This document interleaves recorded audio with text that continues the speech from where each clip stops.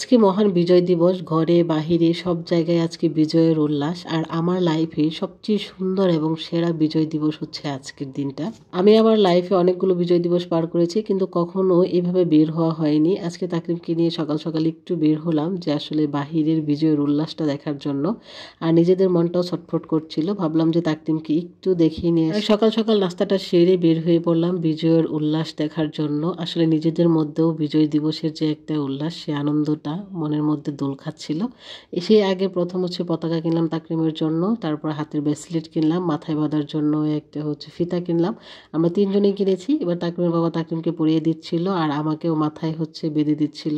আজকের বিজয় দিবসটা আমার লাইফের সেরা এবং সুন্দর বিজয় দিবস। আশা করছি এরপরে সবগুলো বিজয় দিবস আল্লাহ ভালোভাবে কাটার তৌফিক দান করবে, কারণ আমার বাবা আজকে আমার সাথে ছিল। এতে করে আমি অনেক বেশি খুশি। আলহামদুলিল্লাহ আলহামদুলিল্লাহ। যাই হোক, এরপরে হচ্ছে মা ছেলে মিলে একটু ভিডিও করছিলাম, ছবি তুলছিলাম। এবার হচ্ছে তাকরিমকে ছবি তোলার পালা। ওকে অনেকভাবে ট্রাই করছিলাম এখানে সেখানে দাঁড় করিয়ে, কিন্তু সে কিছুতেই স্থির থাকছে না, একটা ছবিও ভালো করে তুলতে পারিনি। যাই হোক, ছবি তুলতে না পারলে কি হবে, আমার বাবা এখানে এসে অনেক বেশি খুশি হয়ে গিয়েছে, এটাই আমার জন্য অনেক তৃপ্তির। আর এখানে হচ্ছে বিজয়ের মেলা বসেছিল, অনেকগুলো স্টল বসেছিল। সবগুলো স্টল আসলে ওইভাবে জিনিসপত্র উঠানো হয়নি, কিছু কিছু উঠানো হয়েছে। আর এই শীতের সময় রাতের বেলা ভয়েস দিয়েও শান্তি পাওয়া যায় না। আমি ভয়েস দিচ্ছিলাম আর পাশে হচ্ছে কোথায় যেন কেউ পিকনিক খাচ্ছে, মিউজিক বাজাচ্ছে, গান বাজাচ্ছে, সেগুলো হচ্ছে আমার ব্যাকগ্রাউন্ডে শোনা যাচ্ছে। এর জন্য আমি খুবই দুঃখিত, করার কিছুই নেই। এখন শীতকাল, এখন হচ্ছে প্রায় প্রতিদিনই হচ্ছে দেখা যাবে কেউ না কেউ পিকনিক খাবে, সারা রাত ভরে গান বাজনা বাজাবে, আর তার জন্য আমাদের ভয়েস দিতে অনেক বেশি কষ্ট করতে হবে।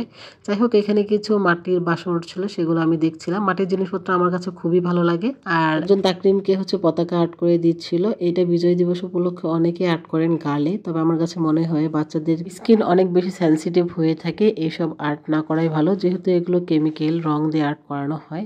তারপর বিজয় দিবস উপলক্ষে আর্ট করে দিচ্ছিল, আমি আর বাধা দেইনি। যাই হোক, এখানে আমি একটা দোকান খুঁজে পেলাম। এখানে হচ্ছে এগুলোকে কদমা বলে মনে হয়। আর এই যে দেখেন, মিস্ত্রির হচ্ছে সাজ, হাতি ঘোড়া। ছোট সময় এই জিনিসটা আমার বাবা আমাকে কিনে দিত, এখন এটা অনেক মিস করি। এখানে অনেক টাইপের প্রাণী ছিল, হাতি ঘোড়া, তারপরে হচ্ছে মাছ। এটা দেখে তাকরিমের বাবাকে বললাম যে আমি এগুলো কিনবো, তারপর তাকরিমের বাবা আমাকে এগুলো কিনে দিল। আর এখানে একটা ঘোড়া দেখতে পারলাম, তাকরিম ঘোড়ায় পিঠে উঠবে। আমি তো ভাবছিলাম তাকরিম খুবই ভয় পাবে, উঠতেই চাবে না, কিন্তু আলহামদুলিল্লাহ আমার ছেলেটার অনেক বেশি সাহস।